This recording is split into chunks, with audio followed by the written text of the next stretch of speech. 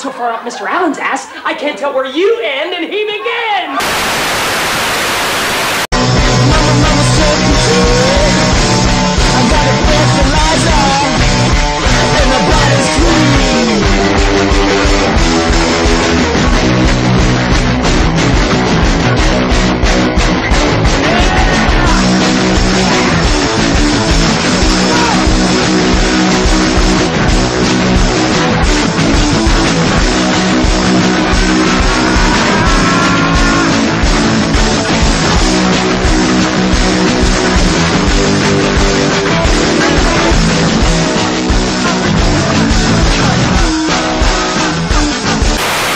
Now before I start this review, I want to make something clear.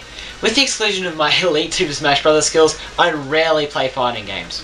I played Street Fighter 2 a lot on my SNES as a kid, and even now I've played a little bit along with the occasional Mortal Kombat or Tekken game, but I play them nowhere near enough to be any good at them. So despite me being a fan of Street Fighter, the very little Street Fighter games I've actually gotten around to playing will probably make some of my comments sound a bit stupid, and it'll also mean that 90% of the footage you see will be me getting my ass kicked by Ryu on easy. Please bear with me though, because this lack of skill and experience and fanboying does mean that I am able to give a slightly differential opinion to most other reviewers out there. So with that said, here's my review of Street Fighter 4.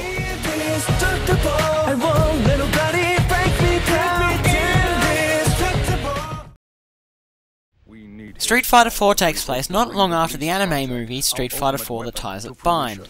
Project Bleast is still going and everyone is entering themselves in a fighting tournament for some reason, and if you don't know what Project Bleast is, it means that you haven't seen the anime, which only comes with the collector's edition of the game. And if you don't own the collector's edition of the game and have still seen the anime, then... You are a pirate! You are a pirate! The story in this game is weak and you probably won't give two shits, and the story elements don't appear often anyway, so whoop-de-doo. There are numerous modes in Street Fighter 4, which include Arcade Mode, where you fight through the ranks one opponent at a time, just like in the arcades, local multiplayer and online multiplayer, the latter of which lags often, Challenge Mode, where you complete numerous generic challenges like Time Attack and Survival, and Training Mode, where you train. Got it. Thanks, Captain Obvious. Everything plays about the same as it does in Street Fighter 2. You have 6 attack buttons: Light Punch, Medium Punch, Strong Punch, Light Kick, Medium Kick, and Strong Kick. The left thumbstick is used for crouching, jumping, blocking, and movement. No more side-stepping for you, pal, this game is left and right movement only. Quickly using different combinations of the left thumbstick and the attack buttons performs special attacks that are different for each character, like Ryu's Hadouken, Guile's Toot Sonic Roar, Sonic Boom, which I can't do, and Zangief's Flying Power Bomb. I said Flying Power Bomb! Crap, I suck at this game. New to Street Fighter 4 are Super Moves and Ultra Moves. At the bottom of your screen is a Super Gorge and an Ultra Gorge. The Super Gorge fills up when you fight well, and the Ultra Gorge fills up when you take damage. When the Super Gorge is filled, you can perform a flashy super move, like Ryu's... well, I can't remember what it's called, but it's essentially just a more powerful Hadouken. The same goes for the Ultra Gorge and the Ultra Moves, but they are heaps harder to pull off. Or at least they are for me. Well, I don't know if this is just me or not, but I can barely wrap my head around how I'm supposed to pull off some of these moves. Like, what does this symbol even mean? Is it 2 analog sticks? What are they even doing? And not to what?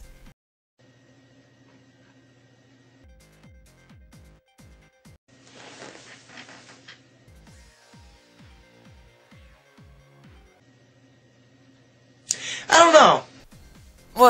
What does it... I don't even... What?! Whatever. Street Fighter 4 is a very fun fighting game. It gets your heart pumping often, and when the attacks work, they are very satisfying to perform, especially when pulling off a series of flawless moves in a sequence. And I know that the fighting system also has some more advanced features that I haven't mentioned yet, like EX moves and cancelling, but I'm not going to go into them because, well, I don't use them. Which brings me to what I like the most about Street Fighter 4. It's simple enough for fighting noobs like me to jump in and button mash while throwing in a few special moves, but there's enough goodies to keep the advanced, more hardcore players engaged for a long time. Street Fighter 4 is a very stylized game. Everything looks like some kind of messed up painting, with black messy strokes and splatters of paint adding style to attacks and to menus, and I must say that most of the time, it looks gorgeous. The character models are also very well done, and the only thing that lets the game down graphically is the animation, which is a bit sloppy at times, as well as the lip syncing, which, like most Japanese arcade games, is synced to Japanese audio only. But both of these are only minor gripes, and the animation is mostly very good, especially when characters are showing off their moves, whether it's in gameplay or not. The audio is probably the worst aspect of the game, but that doesn't make it bad. The English voice acting is mostly good, but it could be a lot better.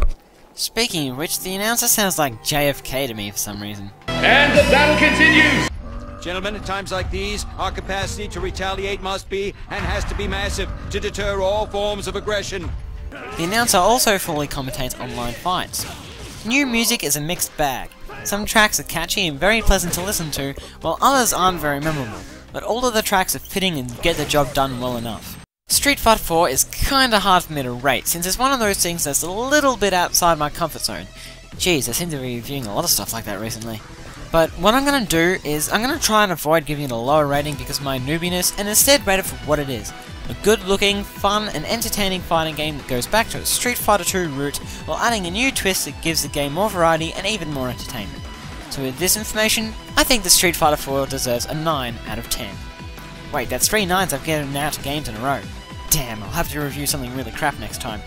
Anyway, thanks for watching, JJ out.